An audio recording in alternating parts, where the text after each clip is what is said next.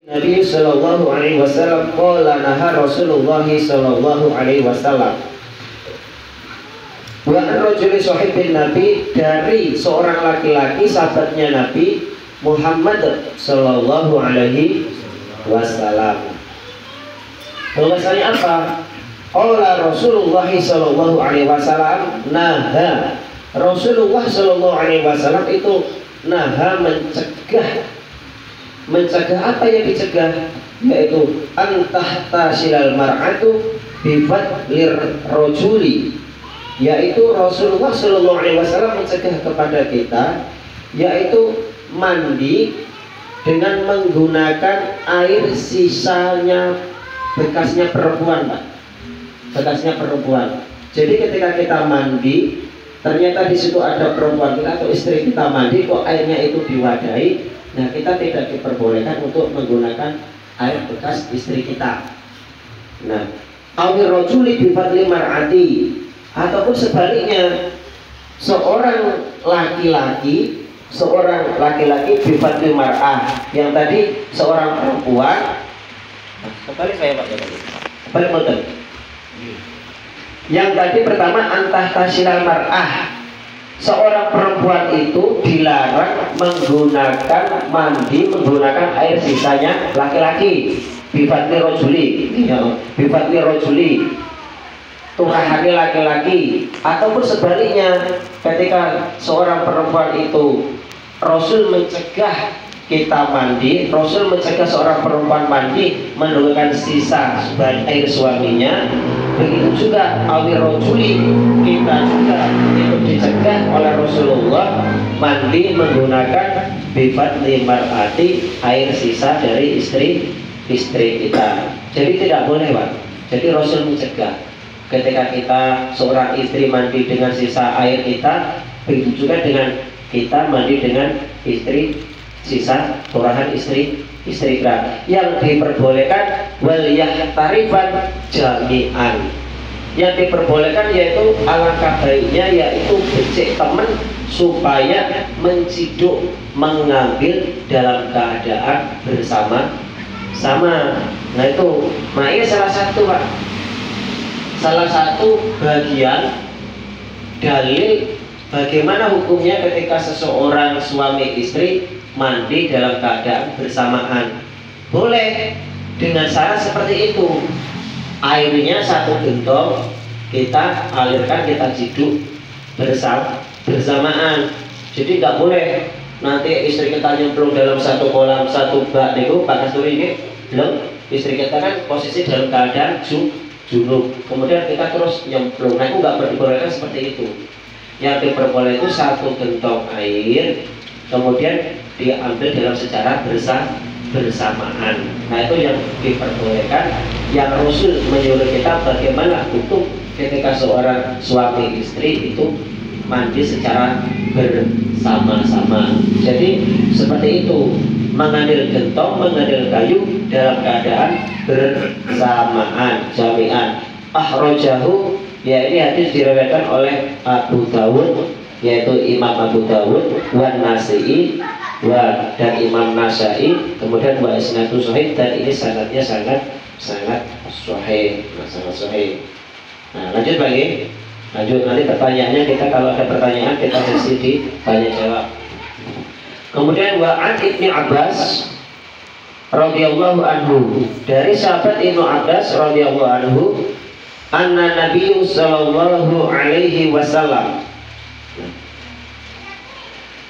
sesungguhnya Nabi Muhammad Shallallahu Alaihi Wasallam itu kana yahtasilu bifadli Maimunati, bahwasanya Rasul itu pernah mandi sisa yang digunakan istrinya, yaitu Siti Maimunah, Sayyidah Maimunah.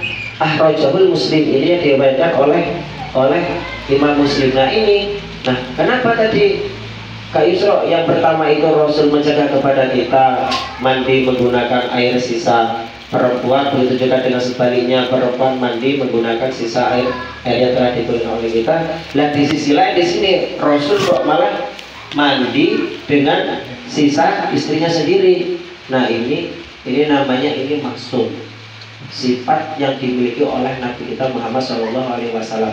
Tidak semuanya sunnah-sunnah Nabi itu Pak kita bisa apa itu menirunya, kita bisa terus untuk mengikutinya.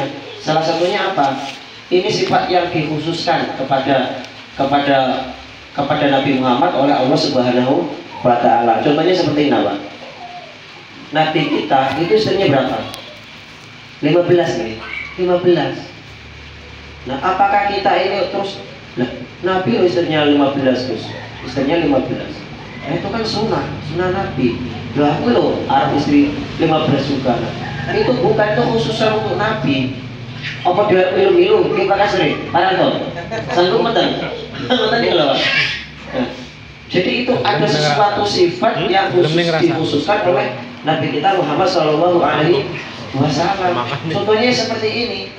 Ketika Nabi kita dulu istrinya itu kan zaman-zaman Nabi sampai itu Nabi Adam itu istrinya berapa? 99. Nabi Sulaiman itu berapa? 1000. Nah 1000 istri. Bayangkan itu. Bayangkan bagaimana? Ini mungkin Nabi kita itu istrinya di atas 15. Makanya sebenarnya dalil Al-Quran yang apa itu bahwa sekarang ini kita kan di dalam surat An-Nisa itu boleh ketika kita seorang laki-laki itu menikah dengan masna, salasa dan rubah. Kira apa nggih? Nah itu dalilnya seorang laki-laki itu bisa menikah 1, 2, 3 dan paling banyak 4. Kira apa nggih?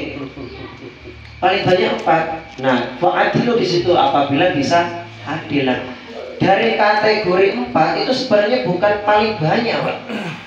Bukan paling banyak. Sejatinya kalau kita memahami dalam tafsir Al-Qur'an bahwa ketika Allah memerintahkan kepada kita paling banyak seorang laki-laki itu menikah dengan 4 istri, itu sebenarnya pengurangan, bukan penambahan. Karena apa? Pada awal-awalnya dulu sahabat apa itu pada zaman Nabi seperti Nabi Adam, Nabi Dawud, Nabi Sulaiman, Nabi Ibrahim, pokoknya seperti itu. Sampai Nabi Muhammad itu istrinya lebih dari 4. Zaman apalagi kalau kita dibandingkan dengan zaman jahiliyah lagi. Zaman jahiliyah itu ya kita kan nggak tahu. Nah, zaman jahiliyah itu istrinya para orang-orang jahiliyah itu wow luar biasa. Bahkan lebih dari 15. Sahabatnya orang Arab pangan bener iki. Sahabatnya orang Arab itu luar biasa. Ketika melihat seorang wanita, kita tahu kan wanita itu sangat cantik-cantik.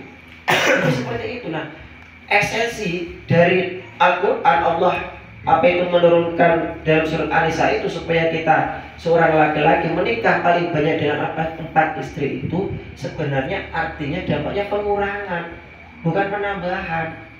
Karena kita tahu zaman jahiliyah itu subhanallah menikah itu nggak nanggung-nanggung, luar biasa. Ini zaman ini seperti makanya oleh karenanya inilah salah satu hikmahnya. Nah sifat-sifat yang seperti ini salah satu khusus ya pada Nabi kita Muhammad Shallallahu Alaihi Wasallam yang tidak perlu kita tiru. Contohnya seperti misalnya keringat Nabi itu wanginya luar biasa. Bahkan ketika zaman sahabat itu, ketika Nabi Muhammad pangapunten niku lagi itu ada sahabat yang ingin madai Pak, mengambil air bekas kencingnya, terus punya apa tak diman, kemudian obat. Itu kan salah satu kalau kita tiru kan nggak etis buat kita. Ini apa gitu?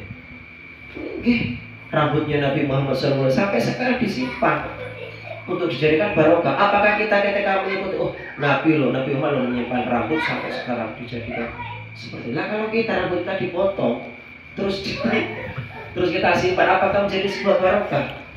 Sebenarnya menyimpan rambut itu kalau kita apresiasikan Nabi Muhammad itu kan rambutnya disimpan. Berarti kalau kita menyimpan rambut kita termasuk ajaran sunnah. Ini apa ikut sunnah. Nah oleh karenanya yang seperti ini, seperti anna Nabi Sallallahu Alaihi Wasallam karena yahtasil bi bakli Maimunah, bahwasanya Nabi pernah menggunakan air sisa istrinya. Itu salah satu sifat khususiyah Nabi Muhammad Shallallahu Alaihi Wasallam. Nah itu wali asyati sunani. Nah ini dilanjutkan. Ihtasala ba'du azwajin Nabi Shallallahu Alaihi Wasallam fi jafnatin. Nah kemudian dari sebagian istri-istrinya Nabi itu mandi di dalam sebuah wadah. Waalaikumsalam.